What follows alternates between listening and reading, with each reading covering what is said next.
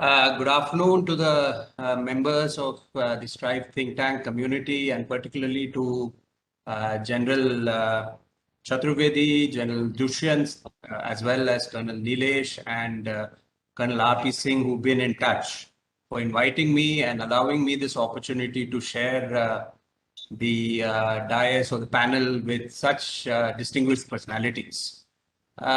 Just a minor sort of correction when Colonel Nilesh introduced me.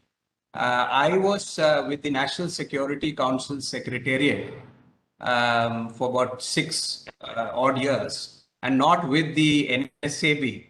Of course, Ambassador Saran was the chairman of the previous board. So it is very appropriate that I must make this minor correction for the larger audience.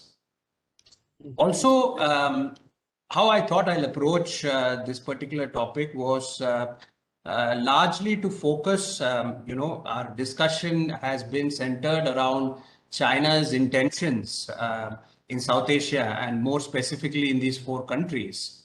And what are the implications for us and what then could be the response therein, particularly in regard to the four countries and the larger region. I think it will be very important for us to actually look at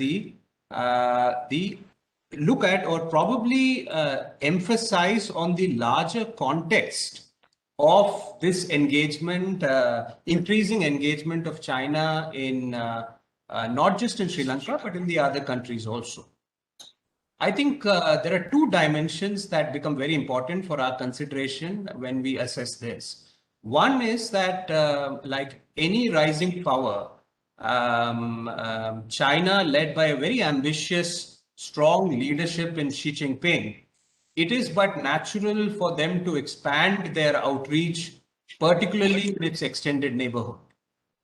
So the point that I want to make is that I think for a more realistic assessment, China's engagements in our neighborhood is not just only connected to either restraining or containing India, but also a natural expansion of its ambitions and its capabilities. And this was established very early during Xi Jinping's reign in 2013, when he had taken over all the three powerful positions in the party, in the country, and the army. Through the peripheral diplomacy initiative. Where this development, that is the Chinese engagement in South Asia as well as in Sri Lanka, raises concerns, is that our own relationship with China has been historically complicated. The current concern that we have with the asymmetric power structure, especially when it comes to military and financial as well as economic domains, as well as the increasingly competitive aspirational future of both countries. I think both countries, it's very well acknowledged that they have similar problems. There is unequal internal development. There are challenges over energy, food security, environmental security. Both countries have rising global aspirations. So we must place the entire engagement of China with Sri Lanka as well as with other countries within this perspective. The concern is not just, I think, on India's side. While the Chinese may not be very apprehensive about India's capability to challenge them on the military front or on the economic front or on the financial front, I think there is a concern in Chinese strategic circles about India's ability to deter or slow down or complicate China's growing influence, particularly in South Asia and the surrounding region. And I think this concern becomes elevated, particularly on China's Belt and Road Initiative. So the concerns that we see with China's engagements in Sri Lanka or in other countries are all offshoots of these two, this dimension.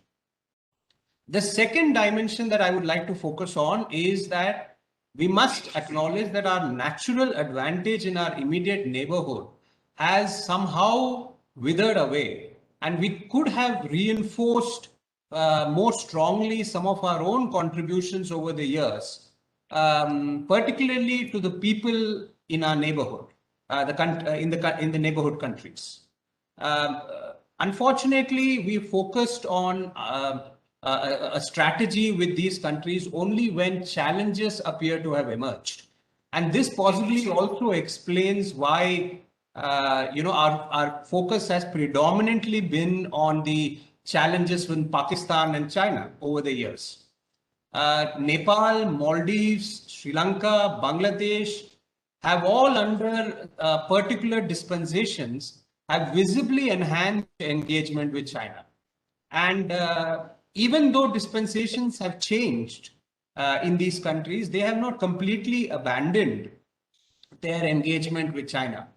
So even as China is expanding its influence and India is strengthening its deterrence mechanisms, we must also acknowledge that our own smaller neighbors have evolved.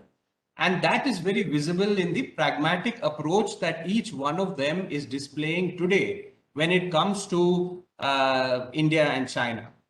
So in this context, one of the first key takeaways that I would like to highlight, and possibly to the leadership of the Strive think tank for future discussion, since the country has not been included here, is that if we look at the natural advantage today, possibly Bhutan is the most important neighboring state for us, because I don't think we've still lost that natural advantage.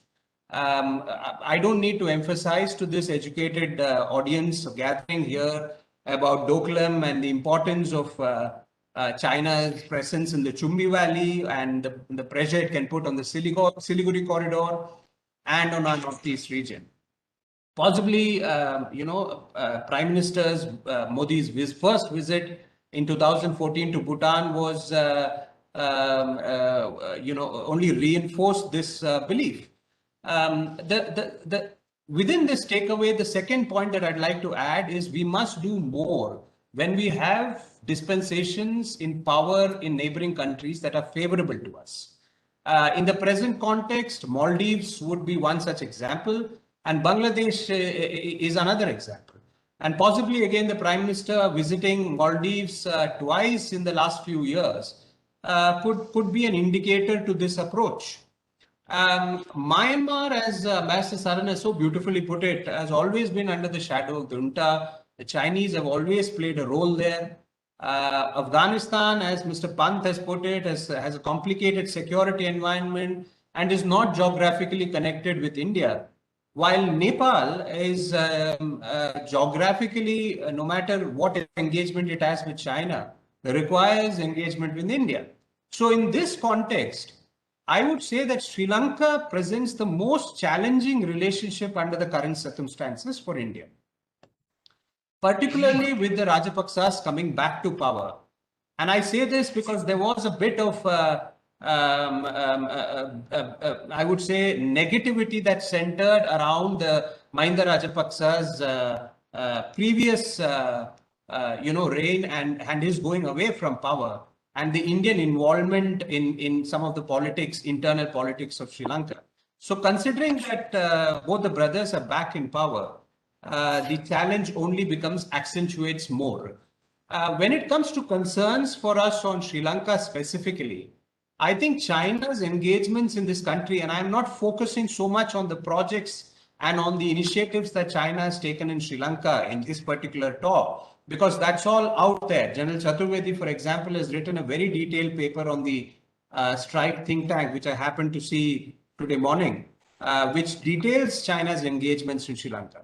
I think the concern for us is Chinese engagements in Sri Lanka when viewed with the broader prism of the Indian Ocean region. Again, the Prime Minister, when he met President Gotabaya Rajapakse, said a stable Sri Lanka is not only in the interest of India, but for the entire Indian Ocean region.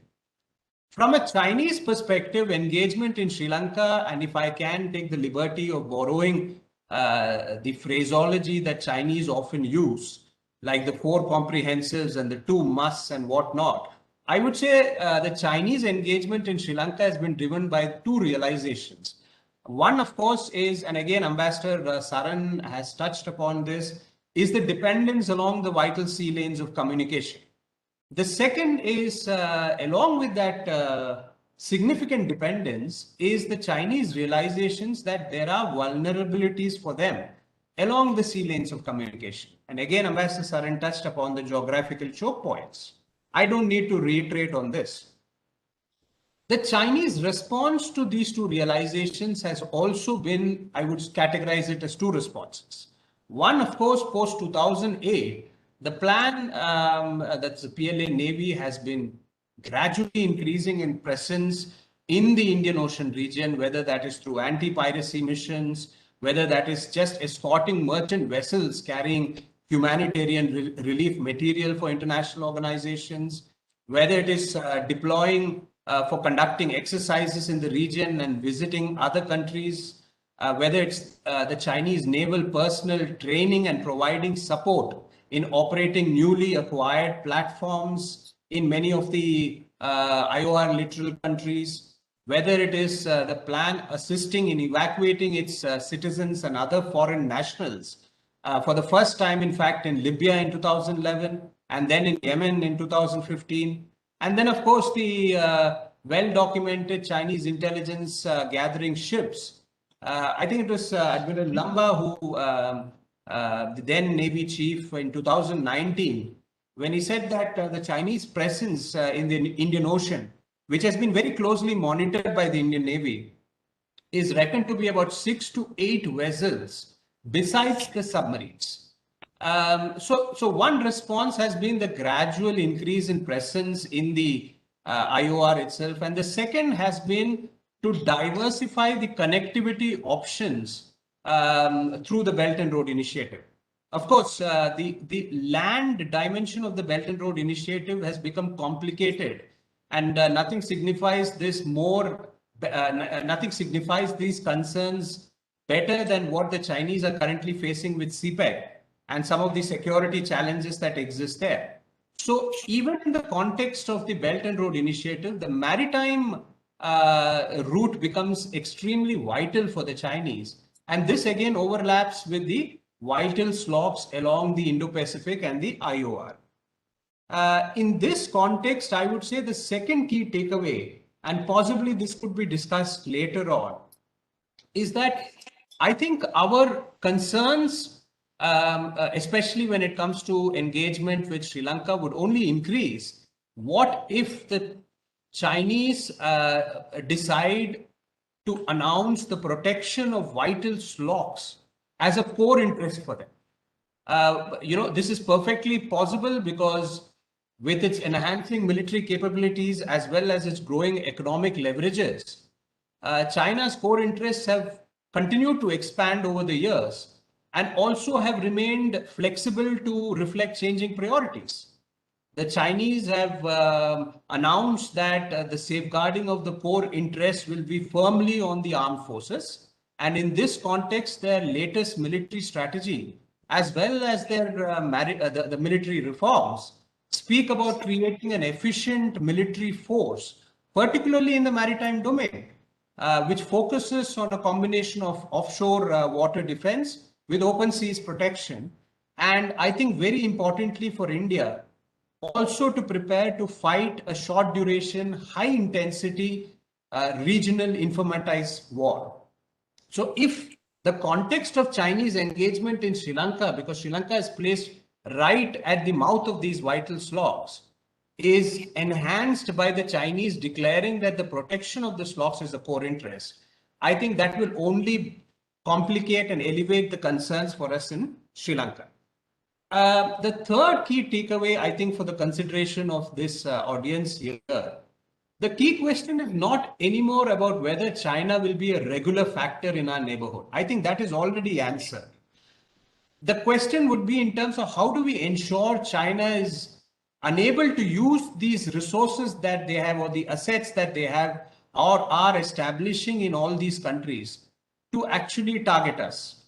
And it is in this context that we will have to engage more proactively and highlight especially our contributions in the past and our historical linkages with our neighbors. it is all there, but it needs to be reinforced, particularly to the people in our neighborhood countries. I'll come to the concluding part by focusing on what could be India's responses, particularly on China's engagements in Sri Lanka. I think it's clearly established that China will remain a factor in Sri Lanka, and India will have to engage with Sri Lanka, particularly on defense cooperation. A start has already been made, and I think it is interesting to note the slight change in diplomatic terminology when President Gotabaya took power in November 2019. He said Sri Lanka would maintain an equidistant foreign policy. And by August 2020, the Foreign Secretary had said that Sri Lanka would like to remain neutral, but at the same time, adopt an India first foreign policy. This was quickly reciprocated from the Indian side by announcing the Sri Lanka as a priority one defense partner in February 2021. So I see this as a slight progress in terms of Sri Lanka reiterating that India is a very important player and cannot be ignored. The participation of the Indian Air Force and the Air Chief in the recent 70th anniversary celebrations of the Sri Lankan Air Force in March 2021 only reiterates this.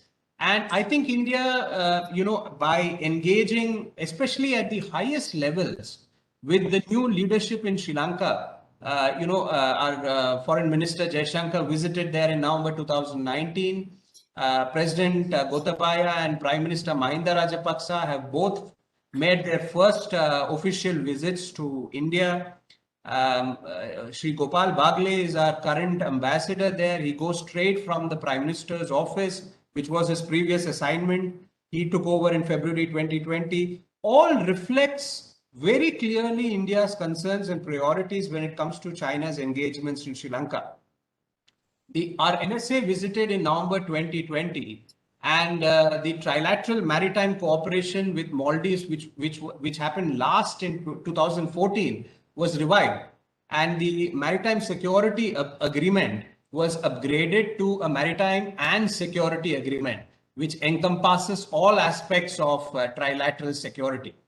And I think now with the Maritime Security Secretariat also being established in Colombo, that gives fair significance to the role that Sri Lanka is expected to play in this trilateral cooperation mechanism.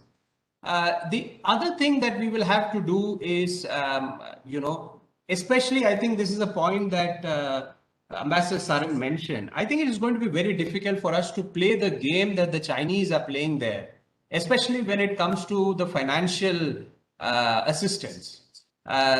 It's very well documented that Sri Lanka's external debt, especially to China, has been mounting, and this needs to be constantly reinforced in all our engagements with Sri Lanka. It is being done, but it could be done more intensively, and we could encourage Sri Lanka as part of this narrative to diversify its financial borrowings. We have ourselves announced a 450 million line of credit. Just a few days back, 100 million line of credit for solar energy projects has been sanctioned by the Exim Bank. And I think the way to move forward, especially in the financial domain, is to work with other friendly partners on investments. And in this context, of course, our partnership with Japan on the Eastern Container Terminal would be one way to go.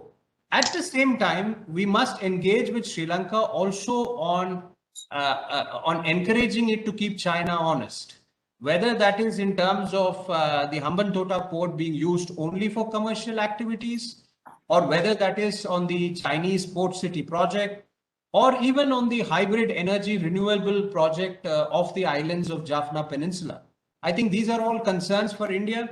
We must keep these firmly on the agenda in our discussions with Sri Lanka and encourage them to keep it firmly on their agenda when they engage with the Chinese.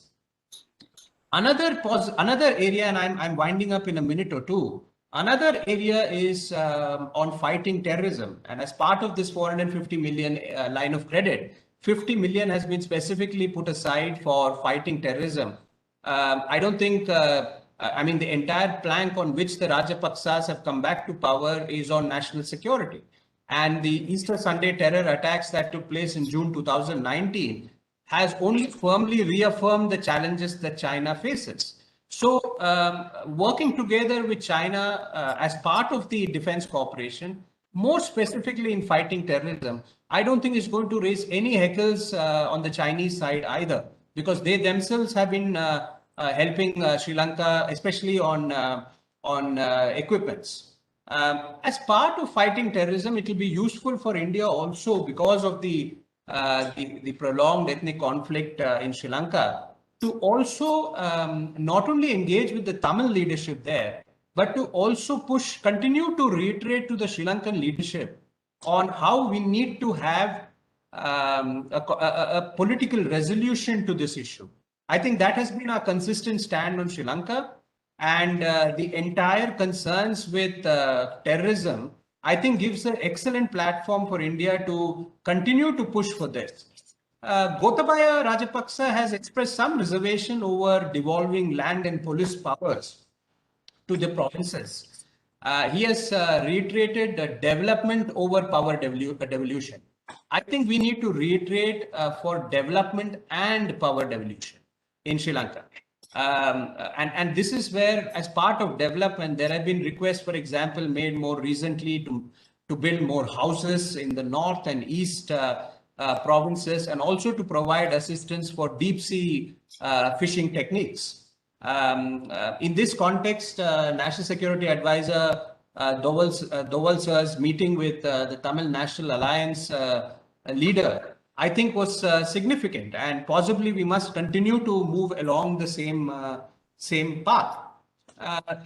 Finally, of course, we must engage consistently on key issues for the Sri Lankans. I think there has been some expression of concern on the Quad, and it is important that we must engage with Sri Lanka on what Quad stands for and what are its objectives. Some of the language that Sri Lanka, especially from some of its official communication, has reflected more or less what the Chinese have been saying about the Quad. And I think this is why we need to engage with Sri Lanka on the Quad. And finally, of course, on the fisheries issue, which is always a slippery issue for India-Sri Lanka relations. There are plenty of platforms that have been established over the years, whether that is the joint working group, whether that is the Fishermen Association level talks. There has also been a proposal more recently from the Sri Lankan side to establish a joint marine resources management authority. We could consider all of this and continue to reiterate, particularly to our fishermen, on not crossing the international maritime boundary and getting into any complications with the Sri Lankan Navy. My final point is that I think the overall engagement of China and Sri Lanka, and also in South Asia, must be viewed from our own bilateral relationship with China. And this is why engaging with China continues to be important, whether we like it or not. And the boundary question continues to be an extremely important factor in our engagement with China. So I would say that we would have to start looking at how can we engage more meaningfully on the boundary question with China as part of the larger engagement with our neighboring countries to ensure that China doesn't use them against us. Thank you.